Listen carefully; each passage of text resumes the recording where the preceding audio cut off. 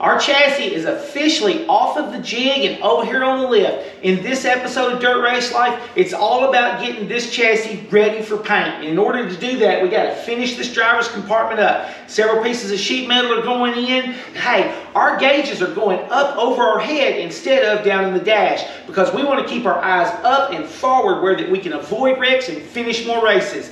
Lots more to come. Y'all stick around. Way back when we started this build, I said we would not put that driver's floor in until we got to the end. And then I would just turn this thing over. Well, it's not exactly as light as I'd like for it to be. But I was serious about turning it over. And anyway, and then just look, turn it over too. All right. Nobody freak out. If it can't turn over without hurting it now, then I don't want it on the truck. Sit down there. Yeah. Well, and two, just give me an opportunity to look. I didn't worry about getting all of the seams underneath because I knew I'd be doing this. And so we're going to put the floor in because I want it welded on the outside because if something pushes, I don't want it to be welded on the inside and tearing in on that weld. I want it to be welded on the outside, pulling over the lip. So we're going to put this floor on, and then we're going to just be looking at all of our welds while it's upside down and all of our seams and anything we think needs a little more or we missed, anything like that, we're going to do while I got it upside down. If you recall, when we were doing our door bars and everything, we ran this post right here all the way through the frame. And we just left it long at that time because we wanted to make sure that this plate, when we put it on down here, we got it on there really right and just cut it to fit and weld it all up because we were going to count on this as being a real structural tie point right here. Hey, if you're not subscribed, following all these videos, this whole car, we've got the entire thing captured on video, every episode of Dirt Race Life under the playlist for the street stock build. It's the whole thing, so you can go back and check that out. But now that we've got it flipped over, let's make good on what we said. We're going to cut this off, and we've got a plate right here. And so we're going to cut it off, grind it smooth, put the plate on, and then when we turn the car back over, we'll weld that tube all the way around to that plate, get it all captured here. So, with that, it's cut off.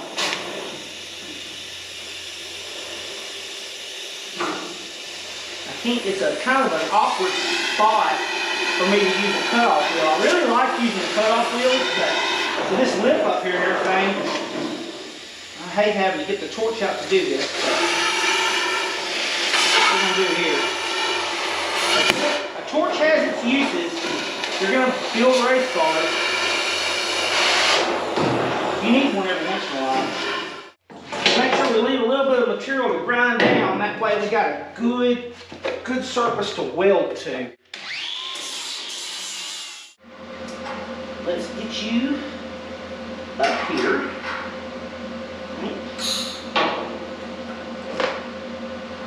Now what I'm doing, that bottom of that tube right there, I'm actually going to go just a little bit short to it.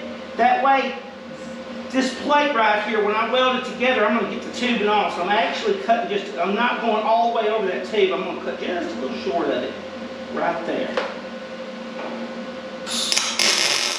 We got our plate welded up solid. When we flip this back over, I'll weld the tube up on the inside to it and everything.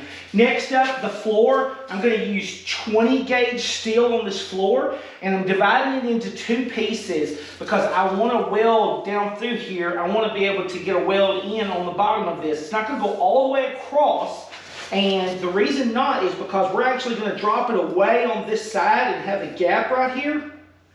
See this lip on this floor? I'll zoom this in right here. This lip right here comes away from the floor where we're on this upper part right here. And there's some slots from the factory that are cut in this. And that's perfect for us because we want the floor to be able to drain. And so this is going to be this low point. When we're washing it out and everything, we can wash it out. We've got some drain holes right here for it to drain out. It's going to work perfect. Cut a piece of cardboard. I'm going to overlap all of these. Got everything already. I've already trimmed it. So this is going to be my pattern to cut this piece of steel right here. And let's get it cut. So I asked for feedback in my last video, and I got a ton of it, and I appreciate that. But one thing was very clear. Everybody wanted the detail, lots of detail and lots of close-up shots. So now we're going to shoot everything. We have the capability with the we use the GoPros for shooting everything. And so anyways, we switched. We're going to just shoot everything in 4K. Now on YouTube, we load everything just in HD 1080. But we're going to shoot it all in 4K. That way, when we want to do a close-up or zoom in on something, we can stay in high definition and do that. And so I appreciate the feedback, y'all. I am listening. So if you've got something about one of these videos, questions, anything, drop a comment on there. All right, we got a piece of steel cut. I've already shined everything off. And something we got to do right here, may seem a little bit over the top, but it's worth it, is I can't stand rust lines that show up later. So make sure everything is the way it's supposed to. All right, here's what we're going to do. We're going to take a marker, and I'm going to mark where the weld is going to be, okay? All the way around. I'm going to mark where the weld is going to be. Because this is all bare steel. And what's going to happen, water is going to sit in behind this thing, okay? If I don't put some paint behind this thing, I'm going to have a problem. So what I'm going to do is I'm going to throw in a piece of masking tape right up through here where the weld is going to be, okay? All the way around. Ain't got to be perfect, but I'm going to throw this up where the weld's going to be, just like this.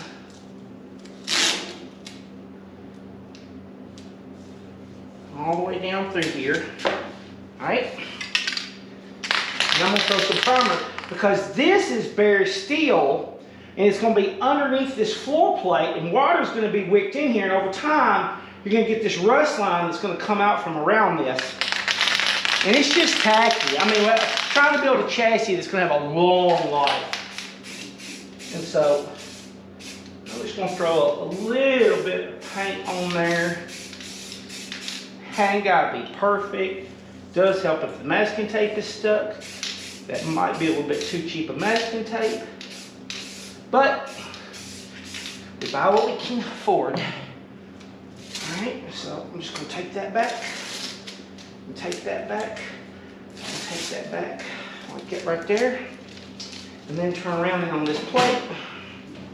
I'm just going to hold it up here.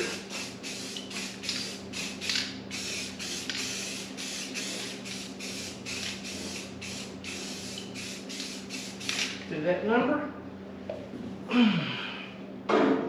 Set you right in there like that. Now I can weld it up. Alright, you gotta get this bottom down here.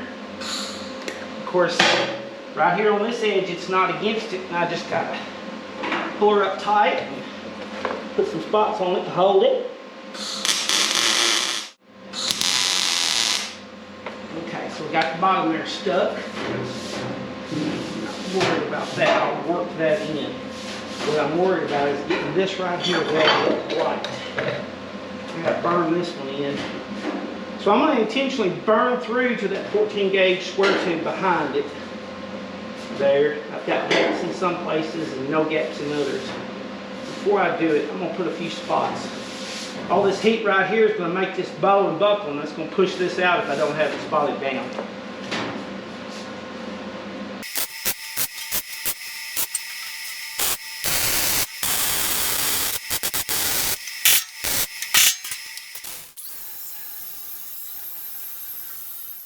Floorboards are in, welded up solid the whole way around, ground down where I needed to, primered on several welds in several places here underneath where I needed to just make sure that the frame was tied together good. So I went back and stitched in several of the welds while I had it flipped over here. and we are going to turn it back over. That gets the bottom done. So let's see if we can get it back over. Come on, girl.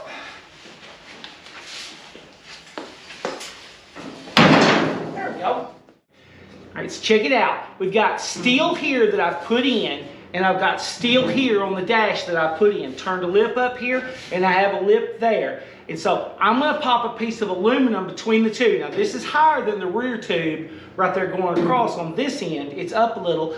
This side, the actual top, is going to be right down to the tube. We're going to bend the edge of it over because it's going to become a structural brace for our deck to go on to. All right? And just keep in mind, we won't pop rivet to any of these tubes. When we actually go to pop riveting and everything, it'll all be into flanges like this, or we'll weld tabs onto the actual tubing. Remember, if you never drill a hole anywhere in your tubing, you don't ever have to worry about the tubing rusting from the inside out. If it's got paint on it, you see the wear that's on the outside, that's all of the wear that's on the tube, so you know the life of your car, you can trust it. All right, so no drilling of any tubes. This piece right here is next. What I'm going to do is, I think the way this is, since I can run it long here, all I have to do is get this angle right here cut right on a piece, and I can drop it in and just start marking it. I don't actually even have to do a piece of cardboard for this piece right here. It should be very easy to do. So let's get that knocked out. Piece of metal to go over here on this other side. I went ahead and I bent it up and cut it back. Of course, it's pretty easy. All I had to do was just find that angle and then take some measurements for the rest of it and then trim it. But what I wanted to show you here, I bent that edge. I put 2 bends in it across on my brake, and the reason being is because my deck, I'm going to sit it down on this and use this as a structural piece, and I'll be throwing a helmet, leaning my arm and leaning across it and everything else. So I want to make sure that was good and rigid, so put 2 pieces across there. I went ahead and I have put my 3-wheel brake cutoff on this, and this right here is just, this is a hydraulic cutoff is what this is. This is not a gas valve or a water valve. Don't use those. They're not rated for the pressure. This is an actual hydraulic valve. I'll put a link on my website, dirtracelife.com. But anyway, it's like 7,000 PSI is what it's rated to. So set that up, and I put it on a steel plate. I actually drilled and tapped 4 holes into it where I could bolt it to a steel plate and then pop riveted the steel plate. And that's because when you use one of these that's actually rated for the amount of pressure you need, they are fairly stiff. And anyway, so yes, I put it on a steel plate.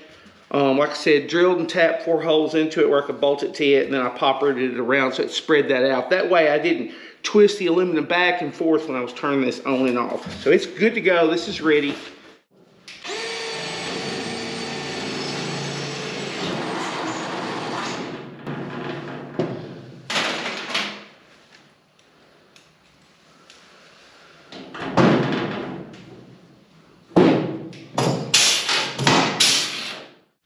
All right, so we got our side in, it's all pop riveted down, we're done with it. It's ready for its final coat of paint, which all of this is just sealing primers. What this is that you see, this gray that's on here, it's just gonna make it easier for my paint to stick. Okay, next thing, the good stuff. Putting the gauges in, and we're putting them up top up here. So we got the Newman bar. This will be a beautiful installation by using the Newman bar to my advantage and everything. So this will be the first one that I've ever done heads up. But I'm really looking forward to it. I think this is a good idea. Now, on my gauges, I am just using 2-inch gauges, and that's all. And I'm using a tachometer, water, and oil pressure, and that's it. Just gonna be honest here. When I am racing, if that light's green and that flag is green, I'm not looking at my gauges. I expect my motor to do its job. And my job is to keep my eyes up and in front of me. I'm typically only looking at gauges whenever a caution comes out, or if the race stretches out and there's not a car in front of me. Once I get off the corner and get a bite, and you'll know what I mean if you race, like once you get hooked in and you're traveling down the straightaway, at that point I'll look at gauges for a minute. And, you know, and then there's still a fear in my mind that if I'm looking at my gauges, am I missing something? Should I be paying attention to something going on the track? So yeah, typically I don't look at gauges when the light's green. So far in my career, I have lost one engine. You know, the question is, if I had been looking at my gauges every lap and stuff, would I have lost that engine? It just seized on me all at once. And had been fine up to that point. It just had a catastrophic failure. Something haven't took it apart yet. But possibly, I think that's it's kind of like buying an extended warranty. It's whether you do or don't, it's the risk you take. And I lean to the side of assembling it right, doing all my maintenance, cutting my oil filters open, checking everything, and keeping up with my engine's maintenance, you know, when I'm not on the track racing. And then just expecting it to perform as normal when I am. But I would love your opinion on that. Hit me with a comment and let me know, because, you know, like, where am I? Am I way out in left field, or is that the norm, or what? So I'm interested to hear some feedback on that. Regardless, gauges are going to go up in between here. And here's what I'm thinking how we're going to do this. I'm going to take a piece of 20 gauge, okay? And I am going to mold this to fit on the inside, to mount the gauges through. Now, I'm not going to be flat to it because I want it to be square to my eyesight. So what I'm going to do is I'll attach the top of it straight to the top bar here, but then the bottom I'm going to put a bend in it, and so I'm going to bend it with a 90 on the bottom, where that instead of being like this, I'll tilt it where that the gauges will be in line to my eyes. All right, so I took me a piece of cardboard, and the way I did it, so I went 6 inches wide, and then I put 2 inches and 4 inches, and I trimmed back. It's gonna sit right in here. Now I've got, of course, I'm gonna MIG it in, and I'm gonna have to really take a lot of time on this because I'm gonna spot it in. I'm gonna MIG it from the inside. That way, from the outside, it's really clean looking. This will be on the inside of it where I weld it in. I'm gonna seal it up. But these two corners right here, I could leave a piece and fold it over and everything, but I'm not going to. I'm just going to take and cut me a triangle piece, and I'm just going to spot in a piece on these two corners, and with this piece not welded in yet, and fill those two corners in. So I've got it ready to go. And the way this will work will be pretty good, because I can take, and the piece is going to lay over the Newman bar right here. And so what I can do is I can push it in or pull it out in order to get the angle right into the cockpit. So that's the way we're gonna do that. Just a simple L bend right there. So put it on the sheet metal, cut it out.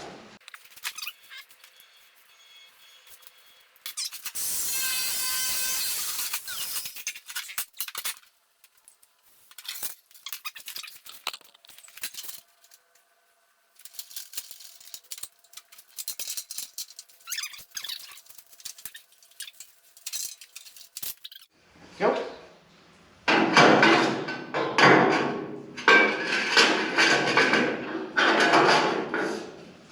Yeah.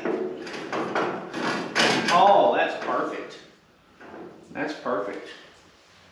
All I need to do is put the corners in, and that bad boy is ready. All right, so what I did is when I had it, held it up there, and I took a magic marker and I marked, that's where that tube is coming across, like where the tube, center of the tube is right across those two little marks. And so when I put this end cap on, I'm not going to go all the way out to these edges, because it's just going to get in the way with me trying to tie this in where this is lapping over. So I'm just going to come up short, and this 20 gauge on 20 gauge, I backed way down to like 150 inches a minute at like 15 volts. Try not to ruin this piece of metal. Yep, that'll work. That'll work. So then I'll just turn around and I'm going to just take a cut-off saw and cut that off. Because I MIG'd it up solid on the inside, I can take a flat disc and just smooth that edge over where it'll be nice and smooth and look good. So no problems there. That'll work. All right, I got all my holes marked here. Of course, I'm gonna be on the driver's side, which is over here. And I spread them out 4 inches apart. That way I get a 2-inch gap in between the 2-inch gauges. And I got them where they just they're just above the lip is where I'm putting them. And the reason I'm doing that is so I get the most clearance for the back of them. And I'll make a pilot hole here. Alright, there's a new center drill. Let's see if we can get this thing knocked out.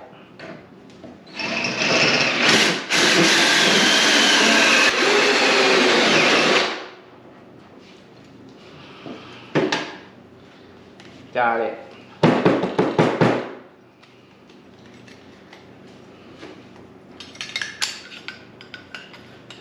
Got it. 2 more to go. All right, I got them cut here, smoothed up the edges and everything. Of course, you know, I rounded those corners off like I was talking about, where it would look nice up there, because somebody looks in the cockpit, that's the first thing they're going to see is that overhead, so make it look good. But anyway, and we're going to drop them, just check them here. Tachometer, and then oil pressure, and water, and the backs of them.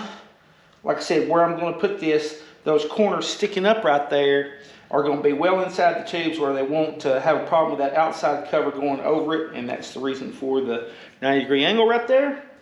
And that is all I need the gauges for, so I can put them away until after we're painting when we go to wiring it up. And I got room for 2 more gauges. Like I said, went ahead and marked the back, but there's room for 2 more here. Or like, you know, I don't know where I'm going to put my blower switch for the helmet and stuff, so that might end up here, something like that. But the one other thing that I want to talk about is the wiring for this. These are all stepper gauges, and they're fairly inexpensive now if you're willing to just buy, you know, off-brand stuff. But anyway, I put links for all of these on our website, dirtracelife.com, and because I think these were like $30 or $40 maybe a piece. And of course, they're the steppers that'll whatever LED color you want, and then they got the digital readout and the whole 9 yards.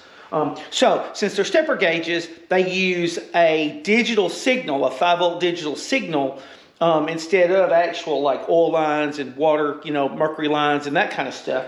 So what we'll do is we'll just run a when we get ready to wire it all up, we'll just run a tube. What I'll do is I'll get like some 3/8 steel tubing, like brake line or fuel line tubing.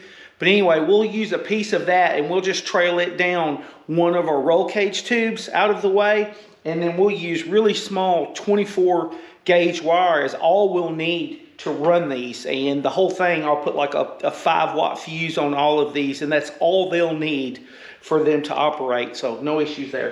But we gotta put this in.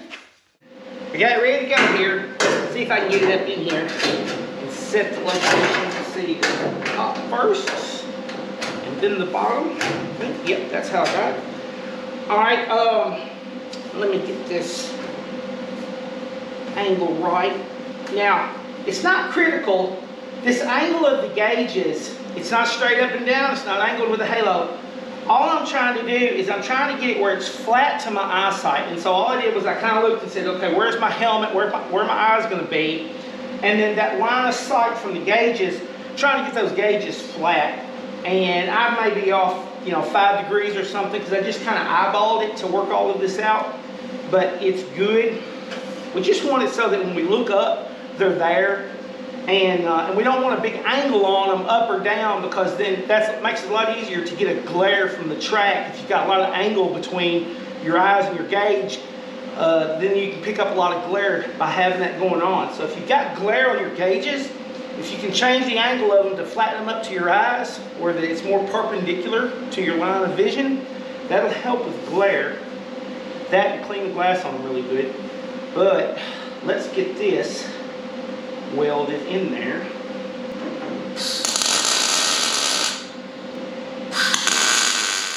So I've got the dash in and everything. It's MIG'd. I MIG'd it the whole way around is what I ended up doing. I was going to just use some aluminum tape to seal this up, but the MIG welder, it was running good. I had a good setting on it, and I just ran down through there and sealed it up.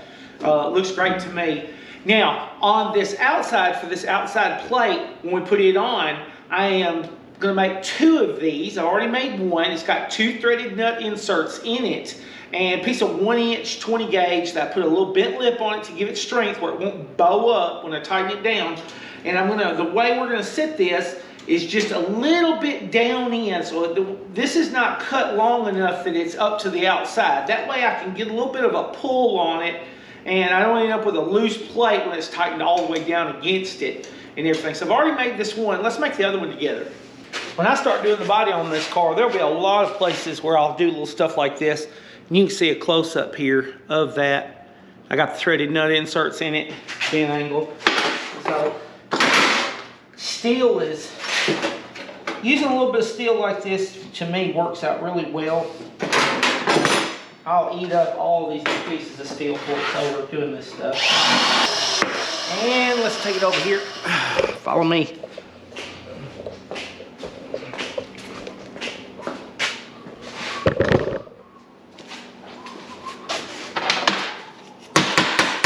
Flatten it out here. A little bit of twist. I just freehand this stuff, y'all. I don't get all bent out of shape about it. All right. Now, I'm just using that as a straight edge. If I just took my hammer and I just beat that over, it would stretch the metal.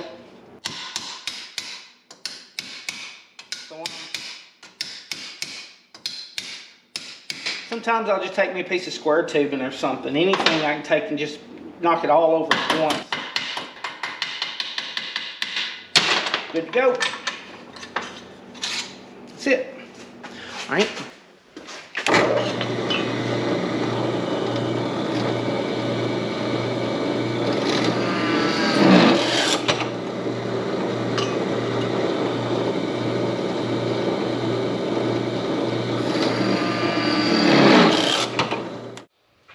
All right, threaded nut inserts. I showed this in one of my other videos, but I use a lot of 1/4-20 threaded nut inserts. I use the steel ones, like this one right here. I buy them in bulk, but I just use, you can make these really easy. I just take and get a 1/4-20 bolt, and I just bend it over like that, and this is like a 4 or 5 inch bolt. And then I'll turn around and take me a flat piece of steel and drill a hole through it. And the reason being is that I tear up they make rivet guns for these, and I have destroyed them. I need to buy a really good pair. But this works so well for me that I've just been using these, and they work really good. So anyway, I just put that together, put it on there like that, and then I can stick it in a hole. And then all I've got to do is take a wrench, and the way that works, it'll hold it in place and not let it turn. I can take a wrench and I can run that nut down. And usually I'll just go around the car and do this right here and put nut inserts wherever I need them. And so you just run it until you feel it tighten up and it'll clinch up. And the steel ones I don't tear up. The aluminum would seem like I overdo them by accident and stuff. They're really soft and they don't last. But these steel ones like this, they do pretty good. All right, and so that's it. That's all you gotta do. And then you just back that out. And you are good to go.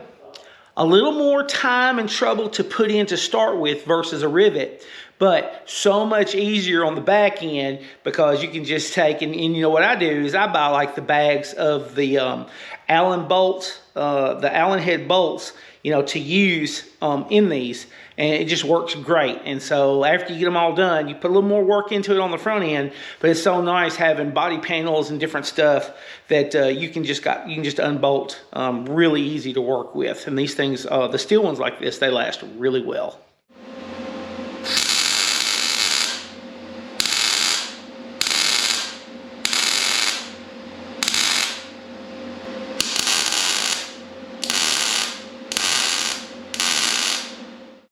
All right, so you can see it from the driver's side here, this overhead dash.